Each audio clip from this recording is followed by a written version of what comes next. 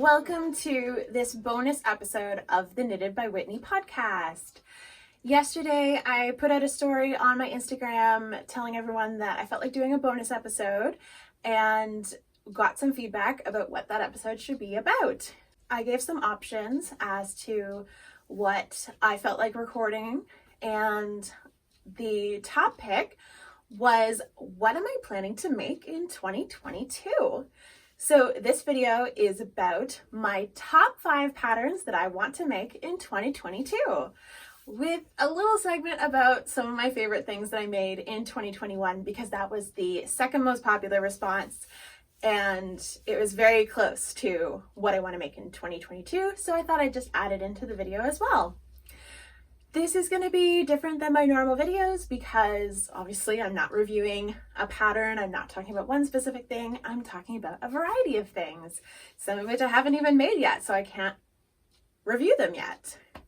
But there are still some elements of this podcast that are going to be the same as my usual, starting with my mug of the episode, which is a lovely gift that I got from my fiance Doyle, which is a mug that says, "I love you a lot, Ka."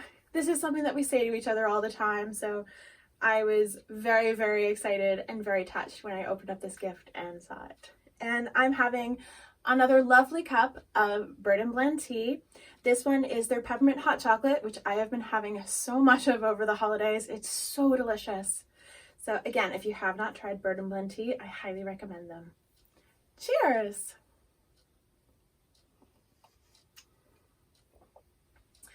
You may also notice that I'm not in my usual podcasting location. I have come upstairs to our loft, which is where I keep all of my yarn stash, and I also have my sewing table and everything. And I just thought it'd be kind of fun, because this is a different episode, to have a different location. Also, Doyle wants to watch the new season of Cobra Kai, and I usually record in the living room, which is where our TV is, so I wanted to give him a space to watch Cobra Kai. Anyway, I am up here in our loft, which, if it was a beautiful sunny day, I would have beautiful lighting. But of course, the last day of 2021, it chose to be very ugly and gray, so the lighting is not the best that it could be. I have a ring light set up, so that's why if you see a weird glare on my glasses, that's what that is. So, trying my best. If it looks weird, I apologize. I'm also wearing another wonderful Christmas gift that I got. This is my logo on a shirt made by my soon-to-be mother-in-law, which I was so excited when I opened this up. I think it's absolutely beautiful. It's so cozy, it's so comfy, and it's something that I can wear in podcast episodes if I'm talking about a pattern that's not a wearable item, such as my very last project of 2021, which is this headband. I decided between Christmas and New Year's, I'm not usually focused on a major project, so I usually pick something small. Last year I made another Jason's cashmere hat, which if I can, I'll put a picture right here. I made that to match the one that I made for Doyle, because I wanted my own after making all kinds for other people. So this year I was looking through my stash and I found this gorgeous yarn that I had left over from a hat that I made, I think 2 or 3 years ago. 3 years ago, I think. No, only 2 years ago, because I got the yarn in 2019. But this yarn is spun right round, and it is their Squish DK, and the color is Lights Out, which is the most beautiful multi-tone purple with splotches of pink and darker purple and lighter purple. It's so stunning, and I knew when I finished the hat pattern that I used most of the skein for, I knew I didn't want to toss the rest of the yarn because it was so beautiful. So I kept it, and I found it when I was just looking around for something to work with a couple days ago, and I thought, I think I can make a headband with that. So this is not a pattern. What I did was I casted on 40 stitches onto size 6 needles, and I just knit a stockinette tube. And then I followed All About Ami's tutorial on how to make a twist headband, which after you've made your item, you sandwich the two pieces together and sew them together in a special way. I'll link the tutorial below. It's in her blog posts. And once you flip it inside out, you get this beautiful twisted knot, which I absolutely love. Now, because I was using what I had left of this pattern, which when I finished, I had, no word of a lie, less than an inch of yarn left when I cut off my tails from weaving this in. I used every last scrap of this yarn, and consequently, it's a little tight, it's a little small. I do wish it was a little wider because the knot doesn't look quite as nice as when I've done it with a wider headband. So that's not my favorite thing about it, but like I said, it was a stash busting project. I'll wear this a lot during the colder months when I don't want to have my hair down, which is what I do when I'm wearing a hat. If I want to have my hair like up in a ponytail or a bun, I'll just stick this on. It'll be perfect. It'll keep my ears warm, and that's all that I care about. So that was my very last project of 2021. But before that, I did all of these lovely projects, which, with the exception of these two, I've talked about in previous podcast episodes. So I'm not going to go too in depth with any of these, even with the ones that I didn't talk about in a podcast episode, because that's not what this video is about. This video is about what I'm going to make next year. But I thought I would give you an idea of some of my favorite things that I made this year, just to show you what I've made. So we'll start with this one. This is my Evening in the Village turtleneck by 2 of Wands. This was a stash busting project. I actually started this in early 2020, I think either late January or early February 2020. And I started it because I wanted to use up 2 yarns that I had that I didn't know what to do with on their own. I used 1 strand of Knit Picks City Tweed DK in the color Kitten, which is a beige color, and 1 strand of Lion Brand Shawl and a Ball metallic stripes in the color Cleansing Quartz. And together they make this beautiful, sparkly, neutral toned sweater. And once I open it up, you'll be able to see the stripes of the Lion Brand. So this is a turtlenecked tunic style sweater with just big cozy sleeves. When I knit it, it was actually high hip length, and everything was very snug. So when I blocked it, I aggressively blocked it, and I stretched it lengthwise, and I stretched it widthwise because I wanted a cozy oversized tunic sweater that I could wear on like really cold days, or just if I'm going to be out and about and I don't want a jacket on, I can wear this sweater, which is what I did earlier today actually when we ran an errand. So usually when I wear it, I fold the collar over like this, and I can put in a picture here of what it looks like on me so you can see what the style is and what it looks like on me. But I finished this pattern earlier this year. I think I finished this maybe in March. February or March. I finished it when it was still quite cold out. And I love this pattern because this was the first pattern that I did a tubular bind off, and I did it on my sleeve cuffs. And I have got to tell you, tubular bind off is a game changer for sleeve hems, for the body hem, for the neck, everything, because it stretches and it doesn't stay stretched out. It easily goes back to its normal shape. So this one, I've just been wearing it a lot, so that's why it looks pretty flared out. But it was also my very first time doing tubular bind off, so I didn't do it the best that I could.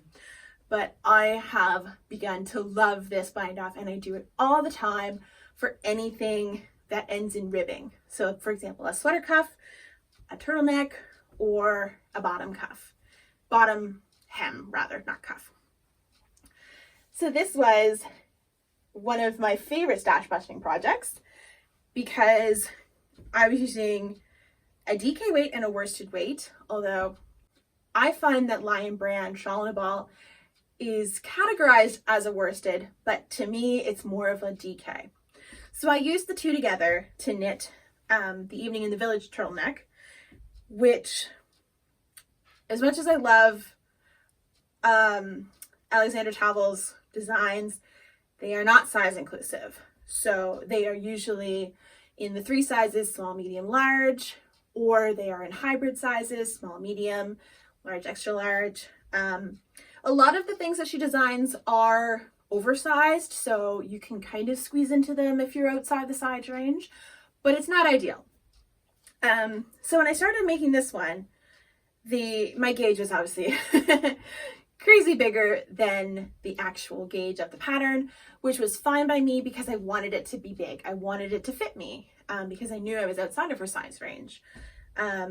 So I love this sweater, wear it all the time, but it's not my favorite because the pattern isn't size inclusive. So that's regrettable, but I love the result that I got from using bigger yarn, and I made it work. Something else that I did in 2021 was my first ever test knit for Knititude, who is one of my favorite designers. And it is her Botanical Tea, which I love to share the fact that I helped her name this pattern. I suggested Botanical Tea as an option to her when she was looking for names for it, and she ended up going with it. So when she was looking for testers for it, I knew I wanted to help test it. So this is my test version of the Botanical Tea, and I did it in Lion Brand True Boo. So this was my first time working with bamboo yarn, which I'm going to be working with bamboo yarn a lot. It's so lovely to work with. It's super slippery. It's super stretchy. The only thing you need to worry about when you're working with bamboo yarn is that you need to do a gauge swatch and you need to wet block your gauge swatch because this type of yarn grows like crazy. So what you think is your gauge is not actually your gauge. But this tank top is a beautiful, it has this beautiful leaf lace panel down the center. And on the back, it has these adorable eyelets. They're so cute. This is a real selling point of the pattern. It's super cute. It's very easy to do. Mine hasn't been washed in a while, so it's a little stretched out of shape, but I absolutely love it. I wear it all the time. I especially love it for work. I sub it in for a blouse a lot of the time because it's really comfortable and it's nice and cool, especially in the summertime. So this is not my only version of this blouse. I absolutely loved it. So I knit a second version a couple of weeks later in red so that I could wear it and take photos of it in front of our apple blossom tree when it was in full bloom. So if I can, I'll put a picture of that right here. Oh, the pictures turned out so beautiful. And I know I've mentioned this in other episodes of my podcast. I usually don't make something more than once, but I loved this so much. And when our apple tree started to get some buds on it, I knew I had a limited amount of time to finish a project in order to take pictures when it was in bloom. And I knew I could whack this out in like 2 weeks. So that's what I did. I knit size extra large of this pattern because I knew with the bamboo it was going to be nice and big and stretchy, and it is one of my favorite knits that I've made this year. Next is my second test knit of 2021. I talked about this in my 4th podcast episode. This is my Lizzie Bennett linen tee, which I gushed all about. You can find all the information about that in my episode 4 of my podcast. This is another warm weather sort of t-shirt blouse style knit. It's made with 100% linen yarn. It is Shibui knits, which I have probably butchered the pronunciation of that. It is a Japanese yarn, 100% linen. And this is in the color Field. My botanical tees, my purple one is Trubu in the color Lilac, and my red one is some Trubu that I dyed myself. So it's not a color that you can normally get. So I love this t-shirt. I wore this like crazy throughout September because it was still hot here in September. And it is definitely one of my favorite knits that I made this year. And it's definitely my favorite warm weather knit that I've ever made. So I don't want to talk about that one too much because I have a whole podcast episode all about it. My next favorite thing that I made this year is I made another Jason's cashmere hat for Doyle. This one's in blue yarn that he picked out when we were at a local yarn store near his parents. And it is Mindful Wool Project. Oh gosh, I don't remember which brand, which yarn of Mindful Wool Project that it is, but the color is Bluebird. So I'll have the information listed in the description down below. But I made another one of those, and the great thing about making these hats is that I also get to wear them because they fit both of us, because it's just a one-size hat. And lastly, I think you know what my last favorite project of 2021 was. It is my most recent podcast episode item. It is my Into the Woods jumper. I love this pattern so much. I've been wearing it so much this month.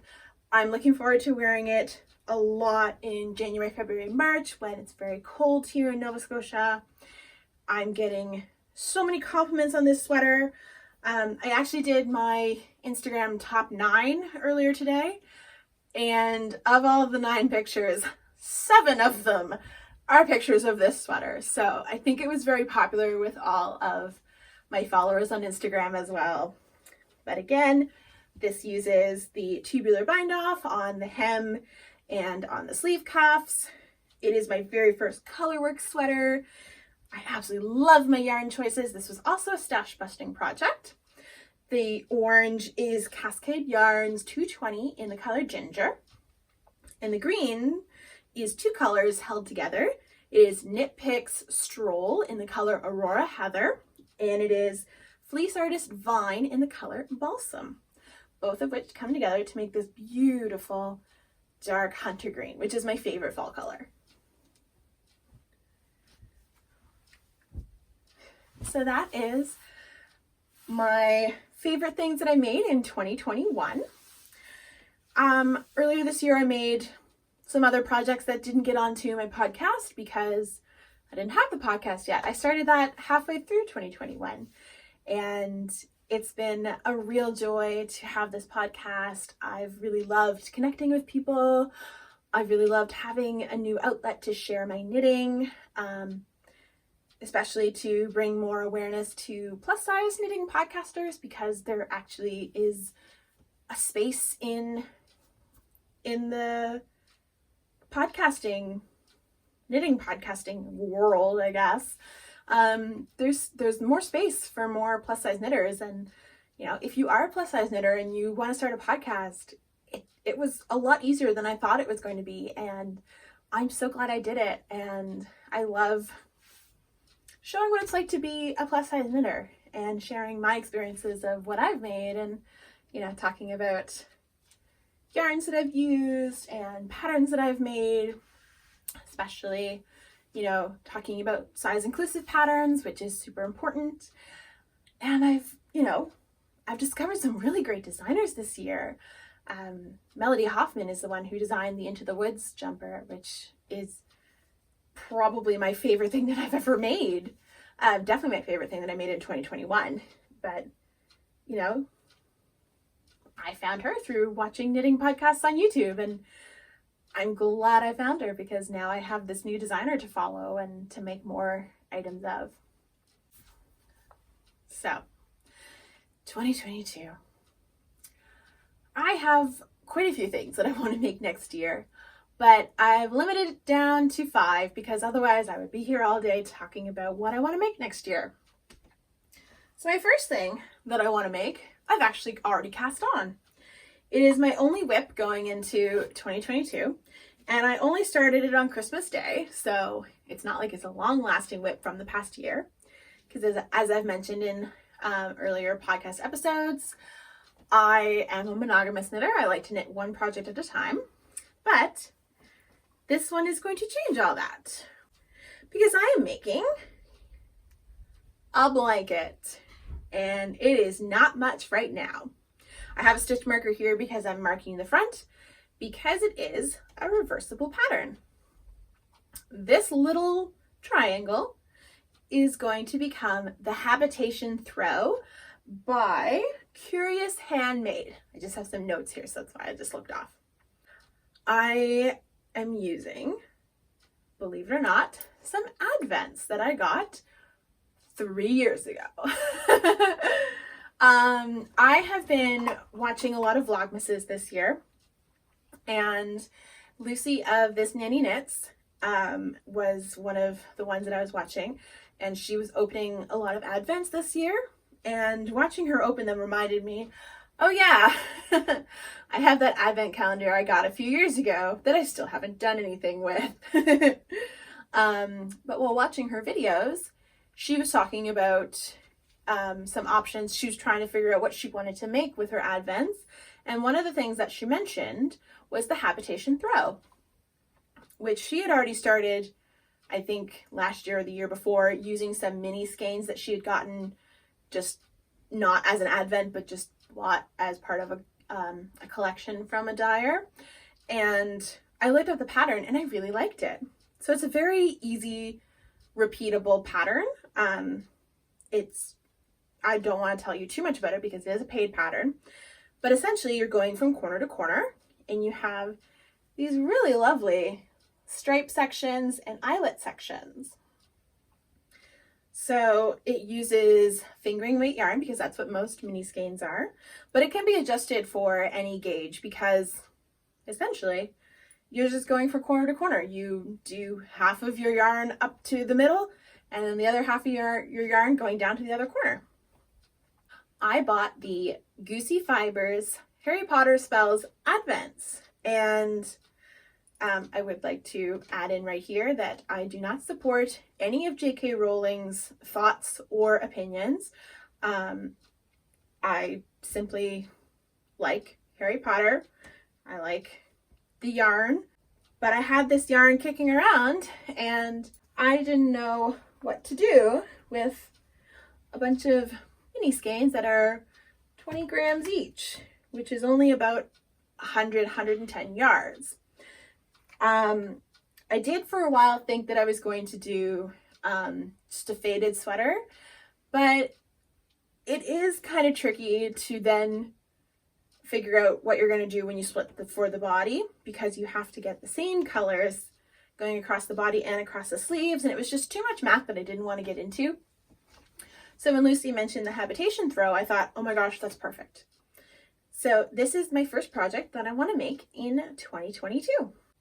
But yeah, this is going to be a year-long project for me because I think it is just too much work for me to just sit down and make a fingering weight blanket from start to finish using 2,400 yards of yarn. I'm not up for that. So what I've decided to do to sort of keep myself on track for making this pattern throughout the year is, because there's 24 mini skeins, I'm going to do 2 mini skeins a month. So that way it won't really affect whatever main project I'm working on. It'll just always be in the background. So I have next to me a lot of the other colors, some of which I've already wound up into balls because I had planned to use some of them for a fade sweater, and when I still was in that mindset, I wound up a bunch of the yarn. So that's why half of them are wound up and half of them are still in their original condition. So there's the first project.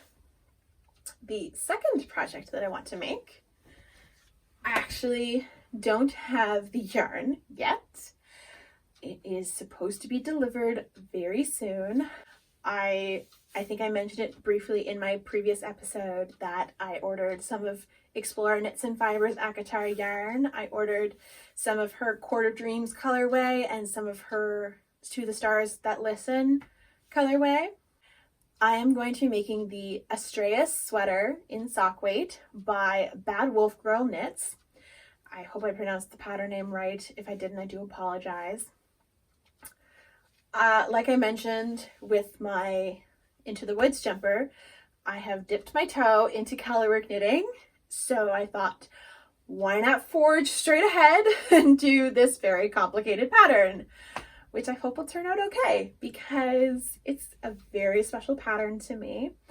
I'm going to be knitting this sweater to wear in my engagement pictures with Doyle, which hopefully we will be able to take next fall.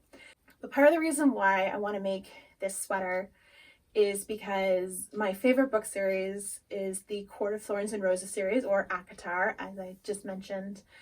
And I really feel like my love for Doyle is as strong as the love between the main characters in that book series. And I just want to show that love in yarn. So I ordered the Court of Dreams yarn. I was very lucky to get it on her last shop update. So the Astraeus sweater is knit in 2 colors. The Court of Dreams color is going to be the background color, and I'm going to use some stash yarn for the second color. I'm going to be using some of this Lion brand Vanna's Glamour, which is a discontinued yarn, unfortunately. This one is in the colorway Diamond, which is white with silver thread. And I just thought it is going to look beautiful against Court of Dreams. I also have some of it in gold, but not enough to do the sweater pattern. But I think this is going to be the right color. So I'm very excited to finally put this to use because I've had it for many years without knowing what I want to make with it. And I'm so glad this pattern came along. So that is going to be my second top 5 pattern that I'm going to make in 2022. Following in the footsteps of that, I'm going to be making Doyle's engagement sweater. I used to joke with Doyle that I didn't want to make him a sweater when we were just boyfriend and girlfriend because of the curse of the boyfriend sweater, or curse of the sweater if you want to make it non-gendered. But I told him, because we had been talking about getting married and getting engaged before he actually popped the question. When we were talking about it, I told him, if you give me a ring, I'll give you a sweater. So he gave me a ring, so I have to give him a sweater. And I know exactly what I want to make for him. He used to have a knitted hoodie that was just a store-bought hoodie. It wasn't anything handmade, but it's a little too snug for him. And I wanted to make him a new one that would be more comfortable for him. And I found the Montrealer hoodie by Designs by Dells, who is a Montreal-based knitwear designer, hence the name, the Montrealer. And it is a striped hoodie with a front pocket. And I'm going to be using some of Red Door Fiber Studios Akatar yarn, which again, haven't received it yet, so I can't start it yet, but it's in worsted weight, so it shouldn't take me as long as it'll take my sock weight, very intricate colorwork sweater. So I'm expecting the Explorer Knits and Fibers yarn before I'm expecting the Red Door Fiber Studios yarn, so I'll have more time to work on my sweater, which is great. But I'm going to be using 2 yarns from Red Door Fiber Studios that are both purples. One is a tonal purple that I'll use for the main color. The other is a variegated purple. And I chose those because they're named after the most important character in the series, who is part of that main couple. But also purple is Doyle's favorite color, so I figured he would really like it. Moving on, the 4th thing that I want to make in 2021, I'm probably going to cast this on relatively soon, maybe even tomorrow, just to have a New Year's Day cast on. Sometimes I like to do that if I don't have something I'm already working on going into the new year. But I'm going to be knitting my very first dress. And this is a new pattern that just came out this month, I think. But it is the Augustins 22, which is designed by a designer named Augustins. That's her knit design company name. But she is a Danish designer, I think. I've been seeing her patterns for a while now. They're absolutely beautiful, but I'm always hesitant to do them because they're very bold and they're very overwhelming. So I worried that as a plus size person, I wouldn't feel as comfortable in them as I would feel in something that's more streamlined.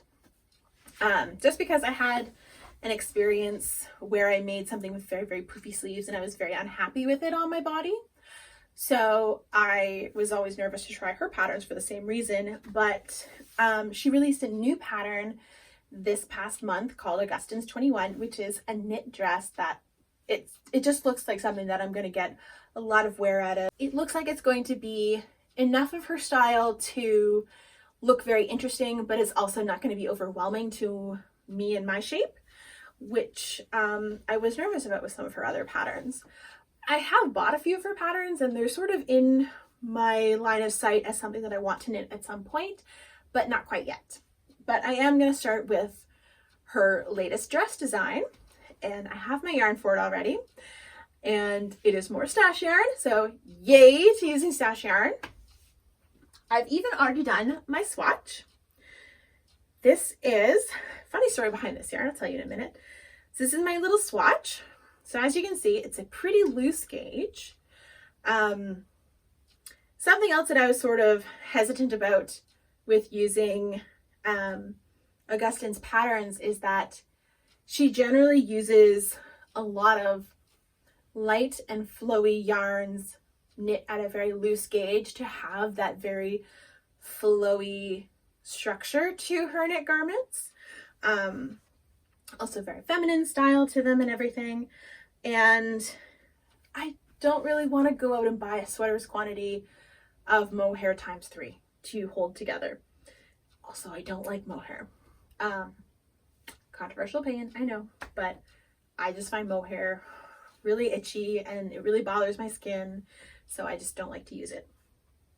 But anyway, I always knew that I could just find another yarn and swatch for it and see if that works, which is what I did with this yarn.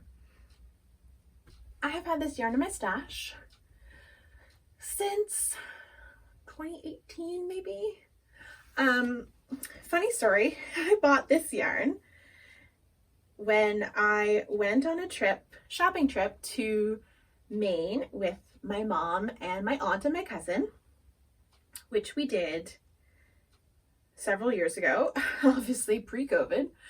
But one of our favorite stores to go to in Maine is called Martin's. And Martin's is sort of like a discount store, like a surplus store. They just have a bunch of random stuff. You never know what you're going to find there. So we love going because you get stuff for very, very cheap. And the time that we went when I got this yarn, I found, I think, 6 skeins of it in one store and another 2 or 3 in another store. So not only did I get a sweater's quantity of worsted weight yarn, I got a sweater dress quantities of this yarn. And the main reason I bought this yarn is because it's Downton Abbey yarn. So this is the Downton Abbey Matthew yarn, which is a tweed worsted weight. And I got this yarn for $2.50 a ball. So I just thought it was a steal. And I love the color. I love this mustard yellow color. I love tweed yarn. It is mostly acrylic, but it has about 20% of wool in it. So it is a really good bargain yarn to use. And I really like how it feels in the swatch, so this is going to become the Augustine's number 21 dress for myself. And lastly, my fifth project that I want to make in 2022 probably won't come as any surprise. I'm going to make another Melody Hoffman pattern. I am going to be making her Wild Posy Flora sweater, which she released back in November. It was a joint pattern, Flora and Luna, which one of them has a lace detail and the other has a texture detail. Flora is the lace detail and Luna is the texture detail. So I'm doing the Flora so I can get the little lace, and I am going to be using some more stash yarn. You might be able to tell that I have a bit of a trend with what I want to make in 2022, which is use more stash yarn. That's a challenge that I give myself every single year, and one year I'm going to get good at it, right? There's always hope for the next year. But this stash yarn is actually yarn that I frogged from a project that I had already made that I just wasn't getting enough wear out of, and I knew I loved this yarn enough to want to undo it and reuse it for something else that I would wear more.